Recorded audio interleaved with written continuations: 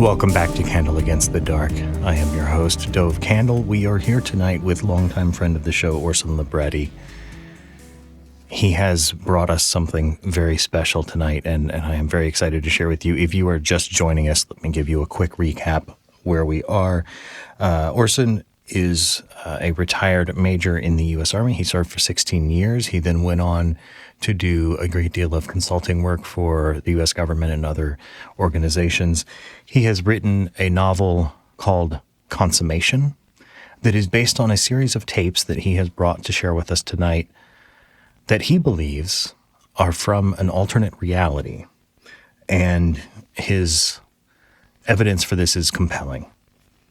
These tapes were discovered in a crater on a farm in Nebraska, alongside a charred body that we believe to be that of Jack, the narrator of the tapes. Orson was brought in as part of a multidisciplinary investigation, Orson being there as a expert in both mechanical and electrical engineering. He investigated the technology itself of the cassettes, which is different than anything we have. It required quite a bit of doing, I understand, to convert these tapes into something that we can listen to on the technology that we have.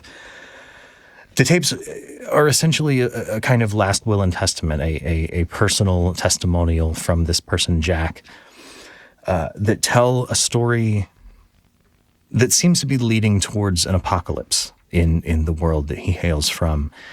There is discussion of a kind of object, a technology he refers to as mater nodes, which seem to have a connection to the user's desire centers. He talks extensively about his relationship with his wife, Scylla, their inability to have a child, which is a traumatic experience for them. There are people influencing their marriage, encroaching upon their marriage, and leading potentially to some acts of violence on Jack's behalf. When last we left Jack, he had spoken the word enough to Scylla, his wife.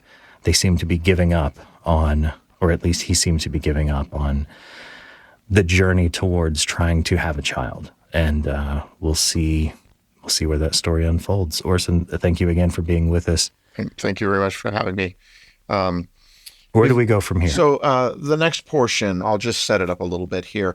So Jack, as you said, has said enough. They've gone through all the medical community could do for them, the alternative medicine community, different religions, finally turning to a sigilmancer who Jack had very good reason to believe had designs on his wife. And Jack, it appears, came to realize that they really were scraping the bottom of the barrel. Yes. In terms of options. Yes. So he says enough. And there's this knowledge, both with him and with Scylla, that they couldn't continue to go on like this. So right before this next section I'll play, Jack gives Scylla a few days, and then he very gently brings up the idea of adoption. And I don't get the sense that there was an argument or anything, but Scylla appeared to be very firm on the idea that she was not interested in that. She wanted a child of her own. And because of that, this depression, this grief that she had been undergoing takes a turn at this point because all avenues appear to have been exhausted. And that's where we're picking up on the story. So let's let Jack tell us a bit more. Okay. So with that, we had come to the end of all possible solutions. And after that, the cloud over our household just got darker. Scylla had stopped eating. She had stopped talking. She had, for the most part, stopped getting out of bed, despite the fact that she was barely sleeping. She would just lie in our room, alternating between sobbing fits and near catatonic stares. And with that as our daily life, I wasn't doing much better. I had suddenly found myself, yet again, feeling something completely new to me. I was feeling a depression of my own. And like I said, I had spent 8 years living only for my wife's happiness. I had dedicated my life to her comfort and satisfaction. And now that was impossible.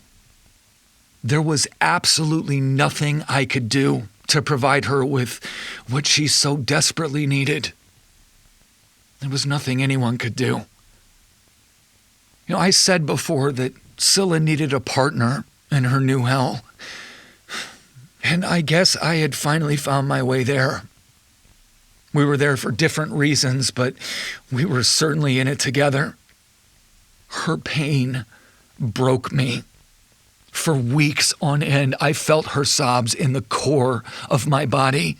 They grew like tumors in my abdomen. They squeezed the breath from my lungs, and I felt powerless. Still, I remained diligent and focused on her care.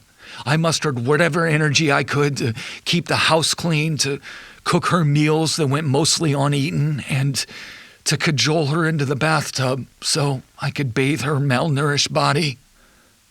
The body she now saw as her mortal enemy.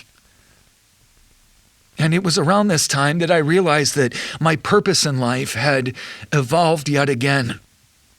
I had made Scylla my wife. I had done everything in my power to make and keep her happy. And now my only job was to simply keep her alive. And I wasn't entirely sure I'd be able to do it. But then a few months into our battle, something finally gave. I woke up in the morning to find Scylla missing from her side of the bed. And this is something that hadn't happened since the beginning, so I was immediately concerned. But when I made my way out to the family room to look for her, I was surprised by the smell of coffee and food. I found her in the kitchen, fully clothed, makeup applied, and hair done.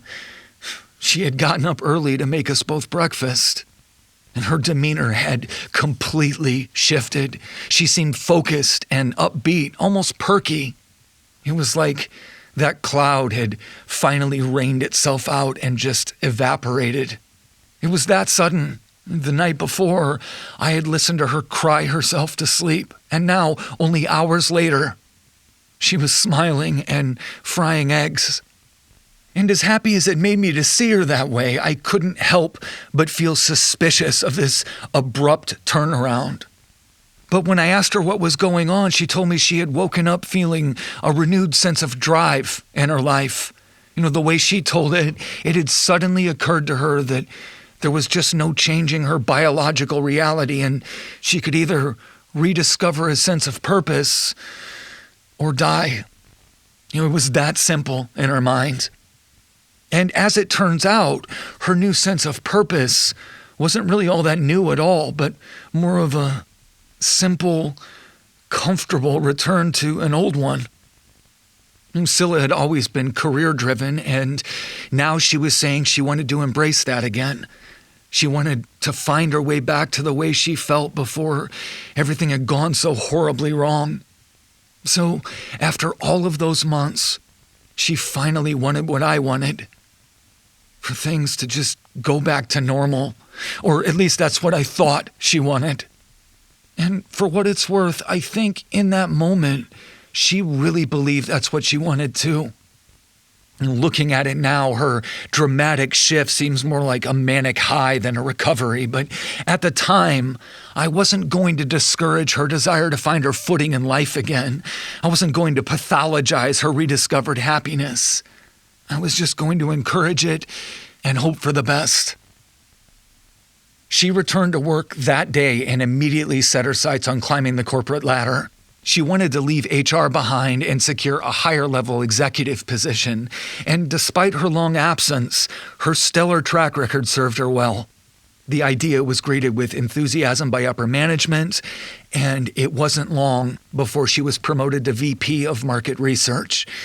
It meant more hours and a heavier workload, but that seemed to be exactly what she needed.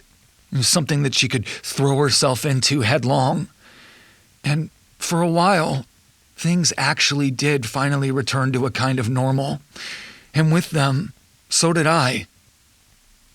But that stasis didn't last. It was actually Reinhardt who first tipped me off. And honestly, it's a little embarrassing that I didn't see the signs for myself long before Reinhardt dropped his bomb on me. I guess I can give myself some grace for missing those signs initially. The lifting of Scylla's depression came with her renewed interest in her career. So the new clothes, the new hairstyle, and even the new perfume and makeup, didn't really raise any red flags for me. Even the late nights at the office didn't seem all that odd given her new responsibilities. I figured it could all be easily explained as the typical rigors of advancement. But what I can't believe is how much of a fool I was to not question the new lingerie.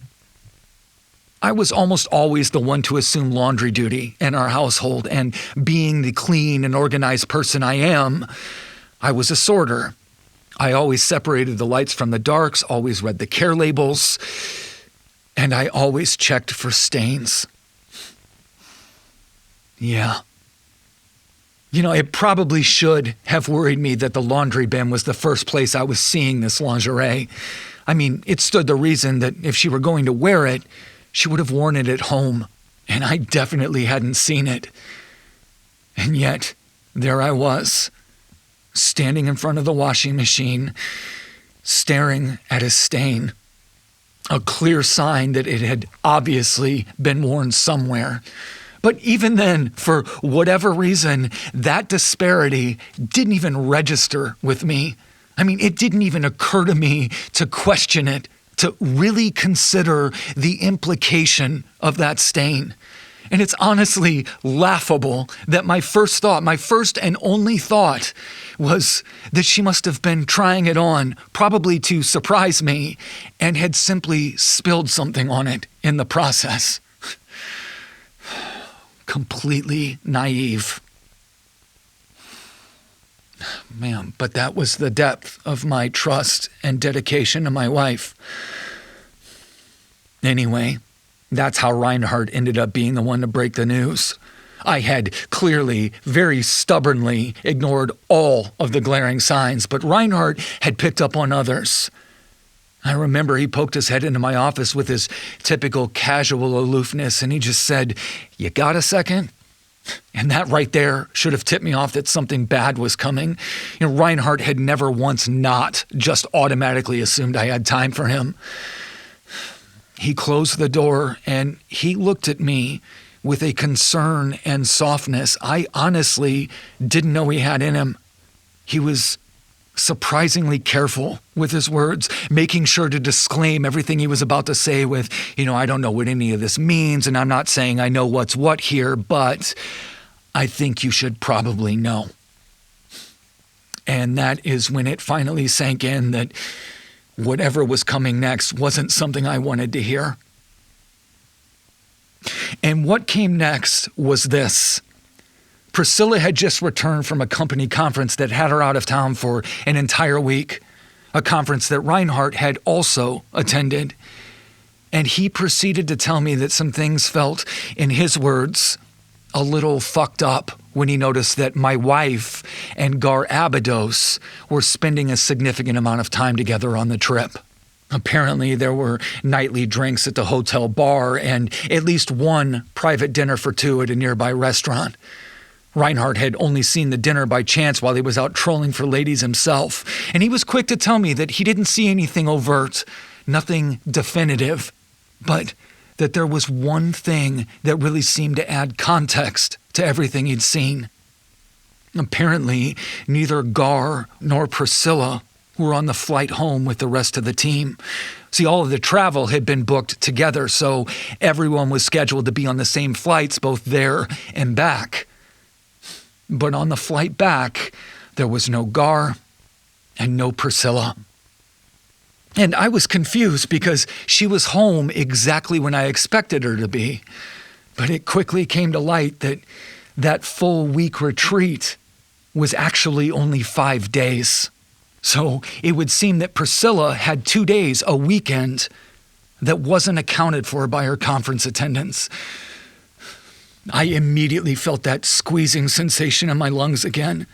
Reinhardt was quick to tell me not to jump to any conclusions, but he was also pretty adamant I needed to look into it. Not much was obvious. And I did.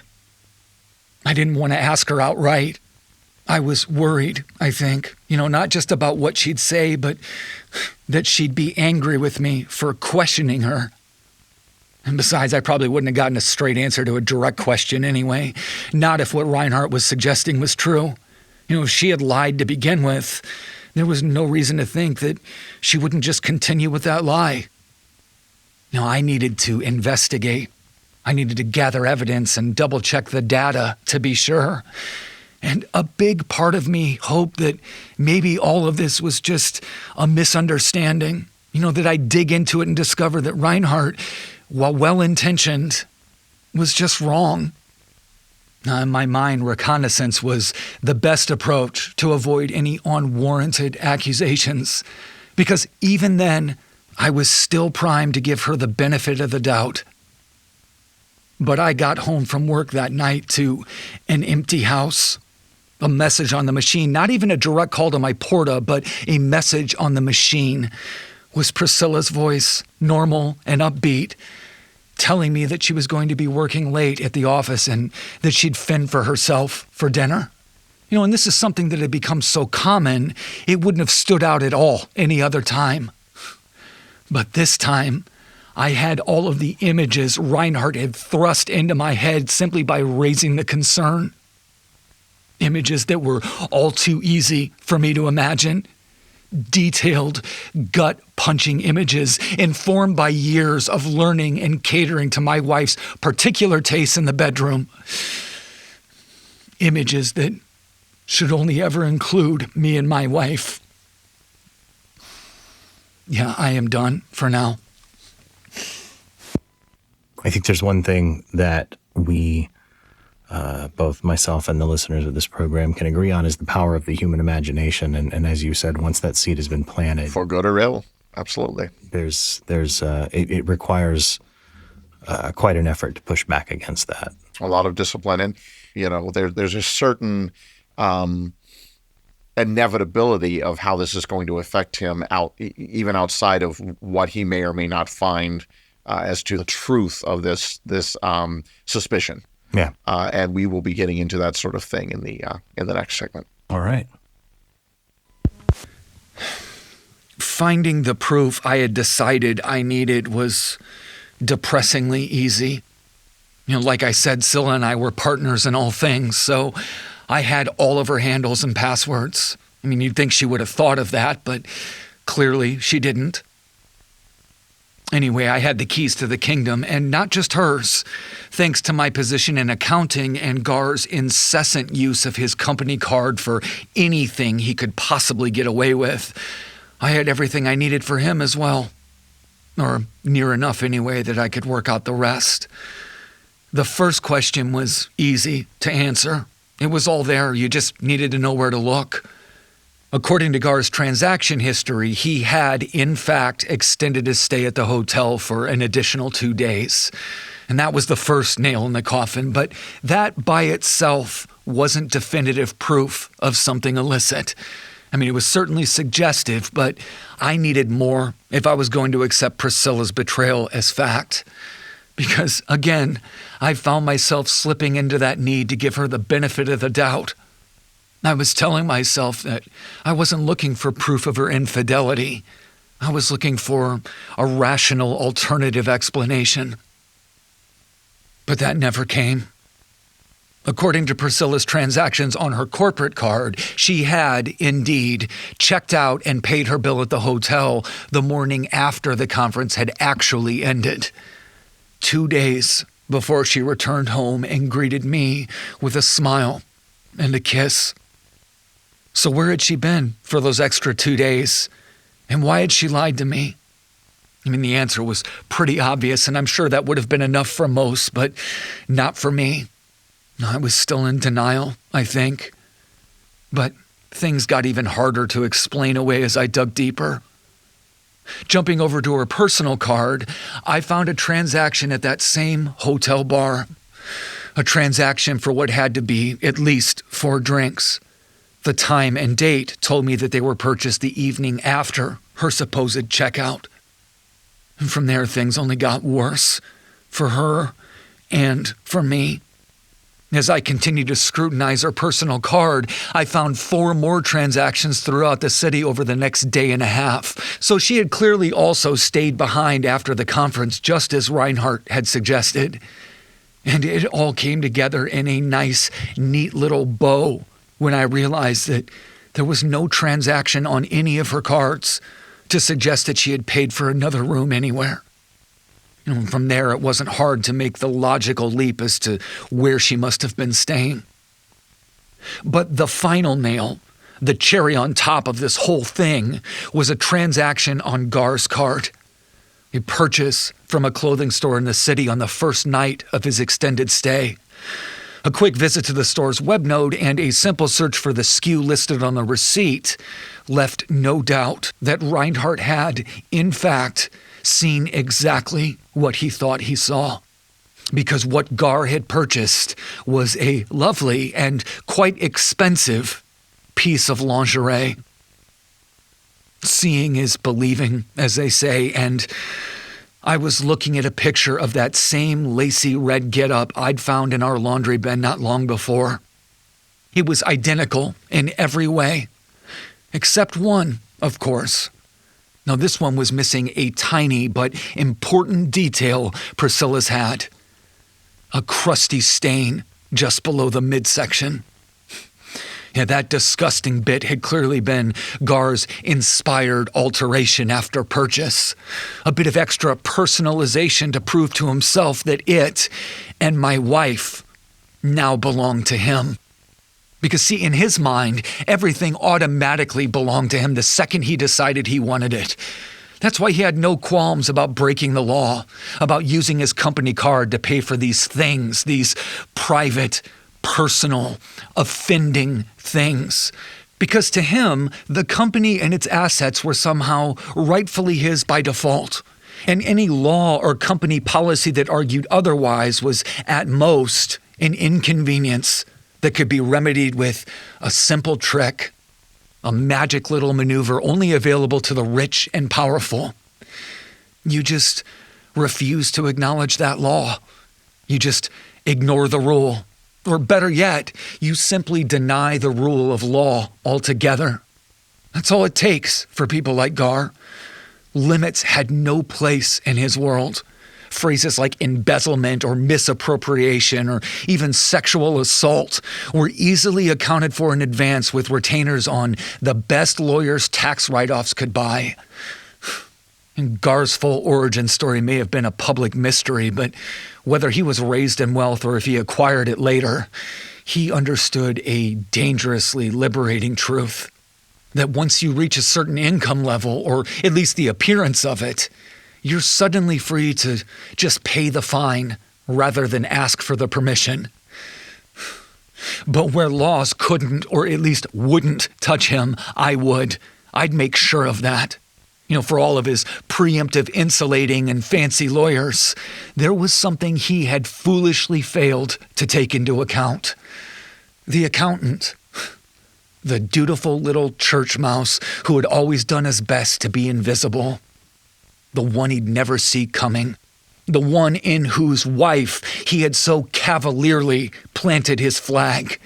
The same insignificant little drone who, just days after discovering he'd been made a cuckold, was quietly stationed in the back of the room during an all-hands meeting. The meeting where Gar's repulsive giant mouth projected across the comm screen unwittingly introduced us all to the beginning of the end. To the mysterious, seductive cataclysm in product form we'd all come to know as the Mater Node. But I didn't know any of that yet, of course. In that moment, there was only one end I could clearly foresee. The end of Gar's toxic, selfish little life. Okay, well, now it appears that Jack has the proof, and therefore so do we. It almost seems inevitable that Jack would uncover all of this. Gar didn't exactly hide it very well. No. Gar did this in front of and utilizing the card that this accountant was going to have to look at these records. That's part of his job. It's so flagrant. Yes.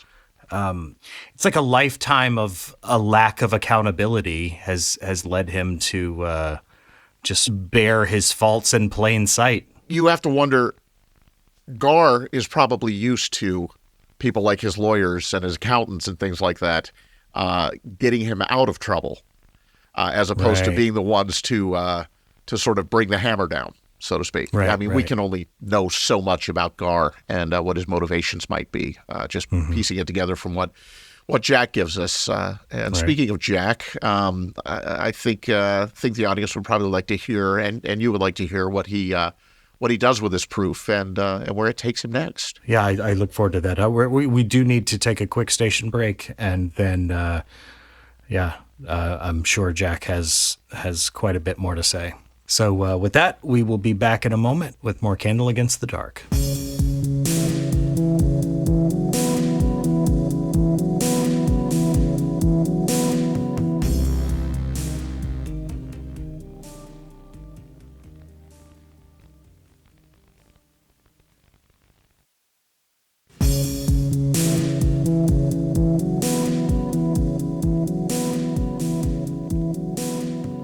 And welcome back to Candle Against the Dark. Now, let's get back to Jack's story. When we previously left him, he had sadly found the proof he was looking for of his wife's infidelity. Where does Jack's story go from here? Well, as you said, Jack now has his proof, and so we're going to find out just what that proof translates to in terms of Jack's next steps. Let's let Chet tell us. All right. I knew I wanted Gar dead. That much I'd clearly settled on. But what I couldn't quite work out was how I was going to actually manifest that reality. Wanting something isn't enough. Action is where the results are. And the truth is, I wasn't entirely sure I had it in me to do what needed doing when it really came down to it. I'd never been an angry person before. I'd never been a violent person before. Aside from that whole fiasco with Priscilla's mystic, of course, but that was a whole lot different than what I was committing myself to here. Those feelings of rage and disgust that were driving me were completely foreign experiences, about as far outside of my passionless status quo as you could possibly get. And because of that, I didn't trust them. Don't get me wrong, I didn't doubt their validity.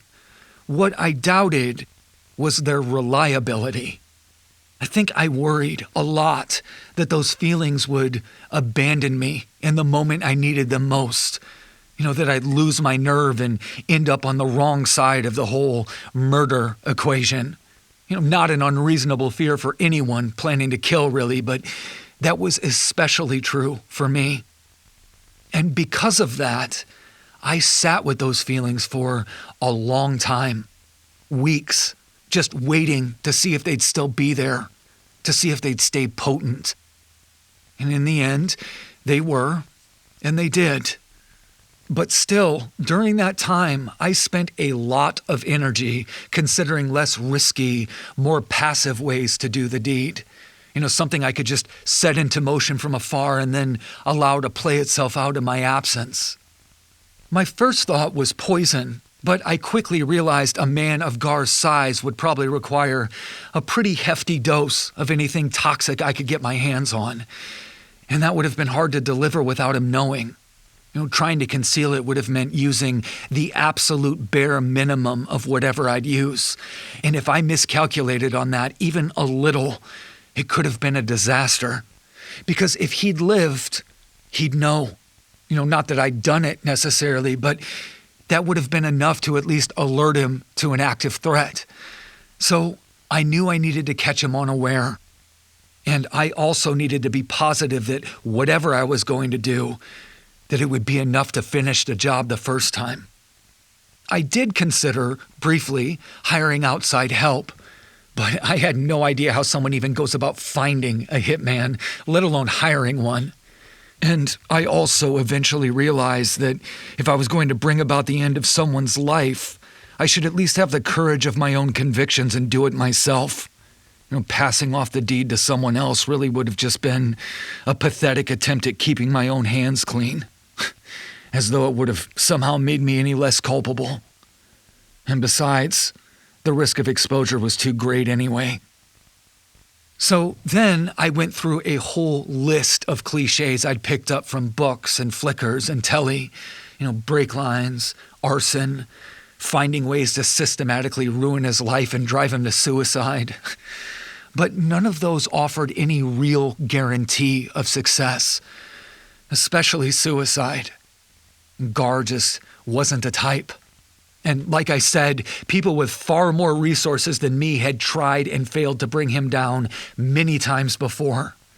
And that also meant that long before this, he had taken to having full-time security at his side. So that was something else to contend with. Yeah, he seemed impervious. It was clear that I would need to take direct, lethal action, but I still couldn't figure my way around his protection. So instead, I just stewed some more. By this time, the Mater node had already started to take hold of society, and things were getting strange. People had stopped coming into the office, nearly all of them, really, and it was becoming a very rare sight to see anyone venturing out into the world at all, even for basic needs. And a part of me thought that maybe this was a helpful development, that maybe nobody was watching. Maybe that included his security. Maybe that would make my task a little easier. Maybe. But I still wasn't convinced. I guess ultimately I have Reinhardt to thank for finally helping me along on my journey. He was the one who provided me with both the validation and the physical means to finally do it. That's either the mark of a true friend or a complete psychopath. In Reinhardt's case, it's hard to tell. Maybe it was both.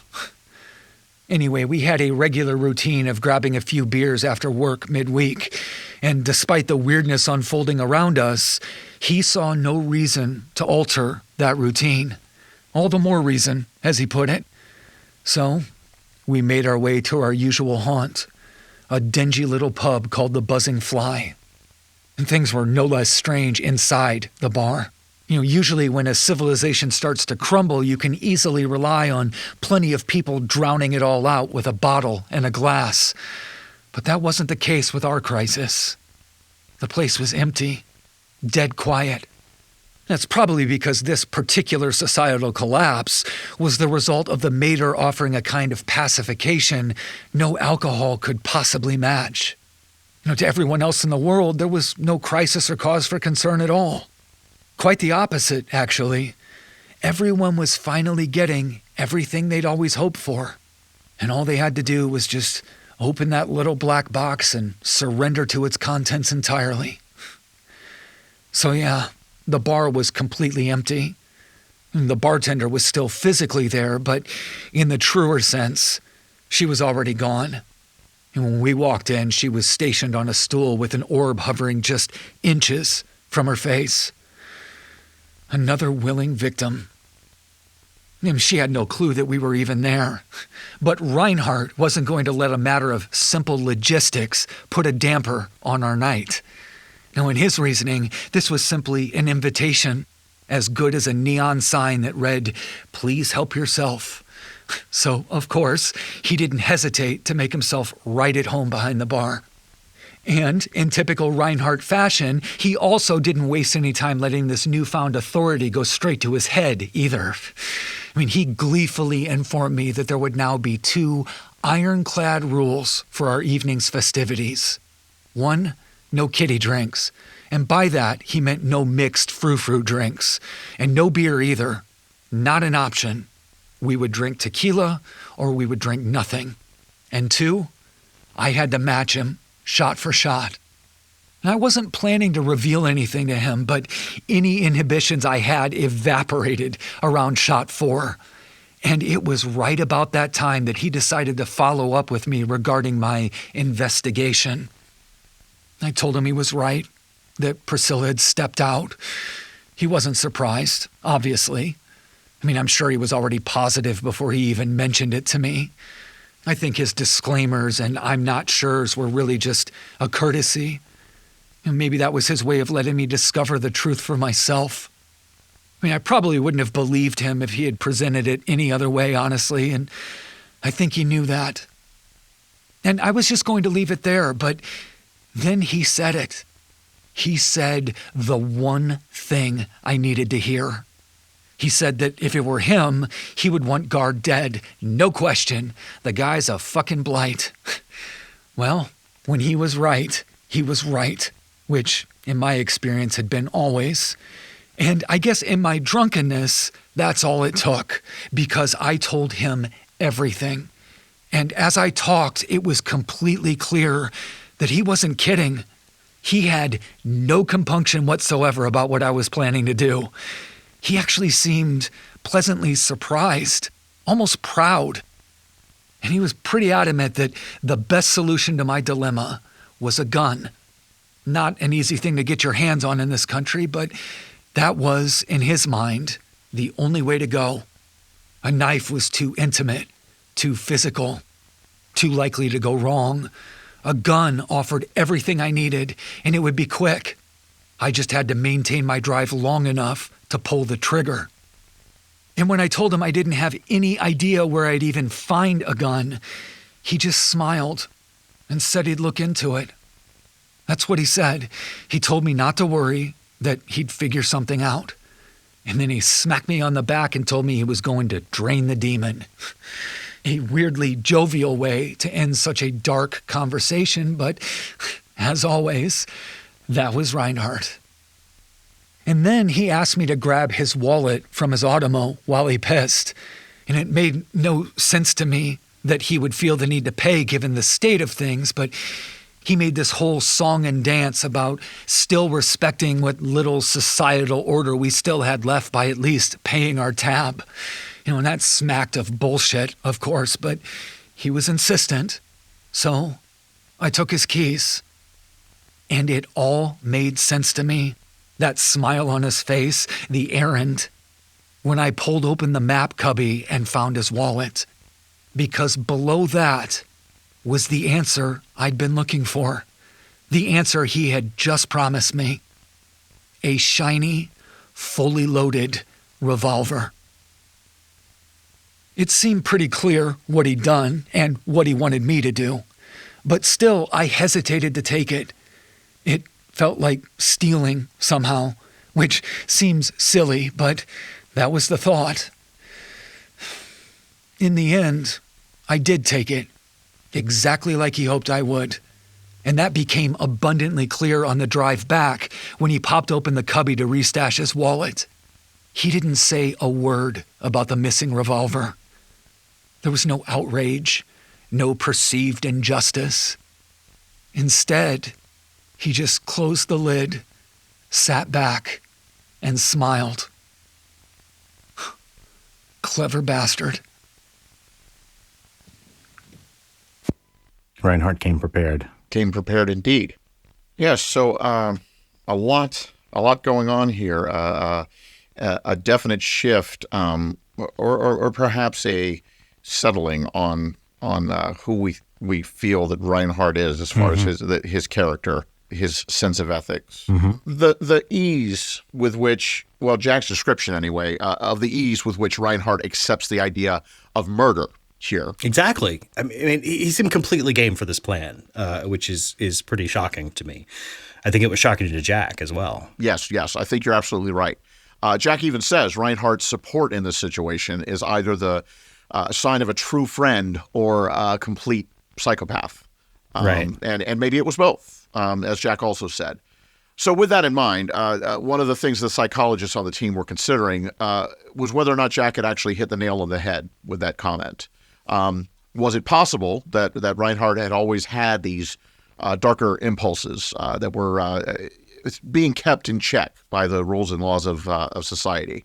And once those rules started to break down, did that sort of open the door for those more antisocial impulses to actually express themselves in a more unfettered way? We were really wondering if in this situation, did Reinhardt maybe see a chance to, in a way, live out his own desires vicariously through his friend?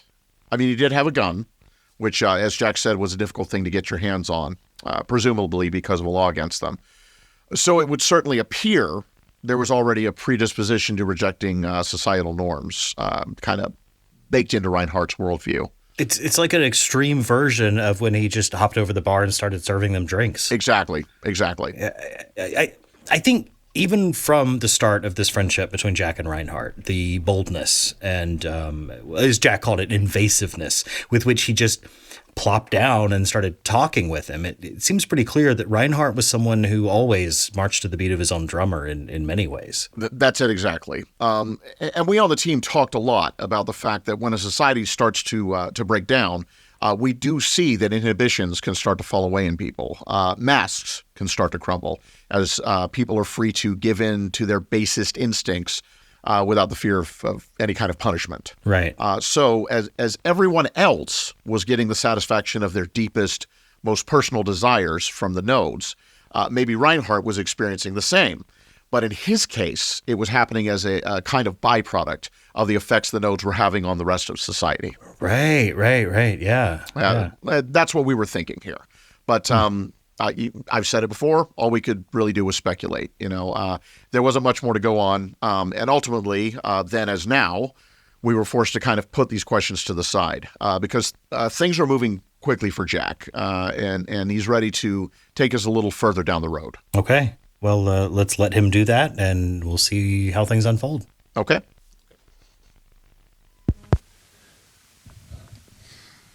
So Reinhardt had finally given me the push I needed, but I'm kind of ashamed to admit that it still didn't translate to immediate action. Something still felt too chaotic and unplanned about all of it, and that just isn't where I do my best work, as they say. Maybe it was foolish for me to expect some kind of ideal circumstance. I mean, I honestly didn't even know what an ideal circumstance for murder would even be, but whatever it was, I definitely didn't feel like it had arrived yet. Like I said, I felt pretty confident at this point that the ongoing collapse of civilization had eliminated most of the risk from the equation. His bodyguards were likely long gone, evaporated like everyone else into the mater nodes. And I was also pretty sure that I could rely on my newfound capacity for rage and hate toward Gar to see me through the hard part. The prior few weeks had given me that security at least. But something else had crept into my mind, and it was giving me pause. Not that I ever planned for her to know, but what if Scylla found out what I'd done? What if that sent her recoiling away from me? I mean, it's a pretty tall order to ask someone to continue to share their life with you once you've violently murdered their lover. I hate that I just used that word. Lover? I refuse to believe that there was any love involved in what Scylla was doing with Gar. For someone like my wife to be sharing a bed with some... Like I said, she was in a desperate place. No matter her outward appearance of recovery, she was manically dedicated to reinventing herself. And this was all just a symptom of that. It was something new and novel she could get caught up in, a new skin she could put on, something free of that shell that she had accidentally allowed to harden around herself during her depression. She wasn't thinking clearly. And vulnerability like that is just chum in the water for a creature like Gar. What was happening had nothing to do with love. It wasn't even an affair. It was a feeding frenzy. Anyway, I was paranoid that after I'd finally taken that step, after I'd done what needed doing, that she'd know. That after we had finally gotten our marriage back on track, at least comparatively, I'd slip somehow, or that she'd just see it in me. And once she had, that's all she'd see. And that she'd never be able to unsee it. Hence that feeling that I needed to have a solid, foolproof plan in place. But that all ended up being irrelevant in the end, because something happened that finally pushed me past all of my worry, and I became a man of action. In the weeks since the Mater Node had begun its otherworldly rise in popularity, I had done my solid best to protect Scylla from its calls. Like everyone, she was keen to give it a try, but after my experience at Allmart, there was no way I was going to allow that to happen. I saw what it could do. Everyone could. It was plain to see, but unlike me, no one else saw it for the poison it was. Except maybe Reinhardt. He could see it. He just didn't care. To him, it was no different than any other drug. And his philosophy was, hey, if your life sucks, what's it for me to take any moral stance against whatever means you use to escape that misery? But it wasn't all non-judgment and personal choice for him either. There was a selfish bent to it. Because the Mater also offered him his own kind of escape. An escape from dealing with people's insufferable bullshit. And in his mind, that was reason enough to not only support, but actively cheer on each and every poor bastard as they settled into their recliners and surrendered. But to the rest of the world, the Mater was nothing short of a life-changing revelation, an answer to their long unanswered prayers. A technological advancement that promised unparalleled joy and contentment. The public opinion was flowing toward the Mater with a kind of consensus never before seen in history. It had fully captured the zeitgeist. The common refrain was this: how could this possibly be a bad thing in a world of so much suffering and despair? The Mater could make heaven of earth, after all. Which I suppose would make me the anti-shepherd in the eyes of, everyone, I guess. It's interesting the way he acknowledges. We've talked at length about his previous lack of desire and how all of that, an entire person's worth of desire being focused entirely on this one person. And now that Yes. that has been damaged, it seems so much of that energy has now focused towards Gar and Chum in the water. I Right. mean, the vitriol, the as he says, the rage and the hate that he's feeling. It's palpable here. Yeah. I find it interesting that he says that he was sort of embarrassed that he still didn't go into immediate action. Right. Not that he's embarrassed that he wanted to murder, and he uses the word murder. Oh, he absolutely. uses the word he murder. acknowledges what He knows what it is that he Yes. wants to do. He knows what it is that he's going to do. Right. It's the protection of Scylla that seems to be the catalyst, the inertia that's pushing him forward into this what appears to be a seemingly desperate act. And that's the interesting thing is he talks about the Mater taking over more and more. I just want to acknowledge how quickly the Mater Node effect seems to have taken over. Oh, absolutely. It seems almost instantaneous. Yes. I mean, we've been going through this story, and it's popped up here and there, but it's faded into the background for us as it has for Jack, and yet suddenly here we are, and everything's changed. And Jack, at the beginning of this whole thing, says a matter of weeks, essentially, that it happened. And that's the power of the Mater Node. And we've talked about the addictive aspect of it, but it was more than that. It was a religious experience, essentially. This was the answer to everybody's prayers. There doesn't seem to be any sense that there was debate going on. He mentions that public opinion and that there was talk about it, but it was basically ubiquitous that everybody was, saying, yes, there was some recognition that this was strange and different, but there was the idea that how can this be bad if it's giving us what is essentially utopia? He uses the term that it's basically heaven on earth. And then he says, and my resistance to it essentially would make me the anti-shepherd in their eyes. And the term shepherdist appears to be their term for Christianity. Right. And so he's making a joke here about being the Antichrist because he rejects the Mater Node. In fact, he mentions that when he was at the Allmart, he had this desire to shake people out of this stupor, out of this daze that they were in. But, of course, he realized that if he did that, he wouldn't get what he wants, which is what he's after right now. Right. And while he's focused on Gar and what's going on with Scylla, everybody else including Scylla, is focused on the meter node. And Jack Right. does talk about this in the excised portion here, that Scylla has been asking Jack to buy her one. And Jack is always one to do whatever makes her happy, but he's Right. also one to protect her. Right. And just as he's trying to protect her from Gar, he wants to protect her from the mater node. And so he's making up all these excuses. It's out of stock, although he admits that he has there seems to be an endless supply of these things. They're never out of stock. Right. The store's closed. Oh, I didn't have time. Whatever.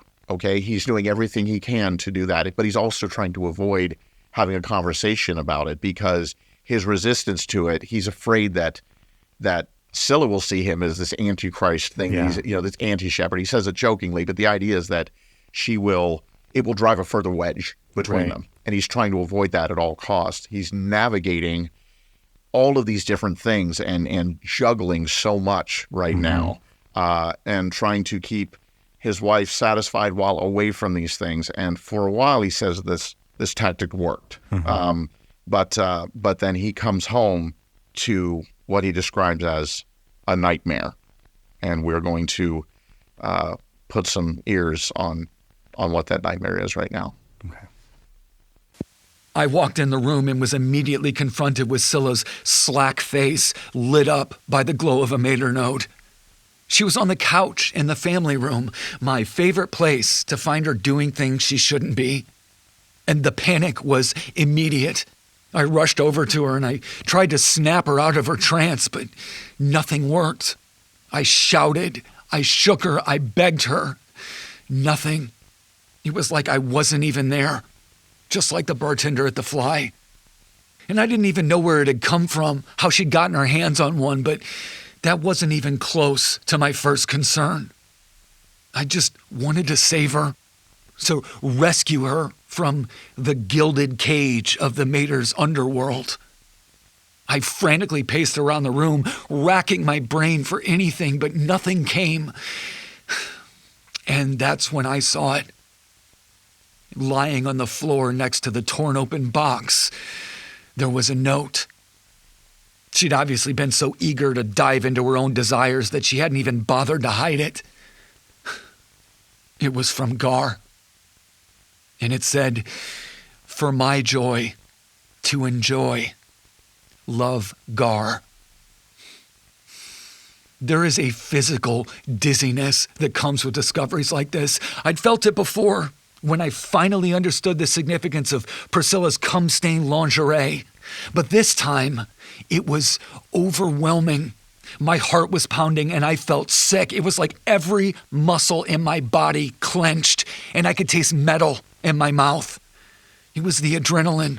My fight or flight response had kicked in and it had made a definitive decision. Kill, exterminate, destroy. Gar had finally taken all that was left of Scylla, and I would have my pound of flesh. There were no more waffling inactions, no more strategic considerations, no more concerns about consequences. There was only the burning rage in my core and the gun in my hand. Every time he tries to protect her, she slips through his fingers. Yes, yes. But this time, what Gar has done has not merely endangered their marriage, Right. in Jack's eyes. It has endangered Priscilla. From his perspective, if he's ever needed a reason, this is it. The note is there. And any doubts, any of that goes away in this moment. As he said, there's just the rage in his core and the gun in his hand. Perhaps it is revenge at this point. Revenge for what he fears may be the loss of his wife. And it sounds like Jack is about to turn a corner and perhaps a point of no return. We will take a break and we will come back and we will find out where Jack goes from here. Stay with us. We'll be back momentatiously.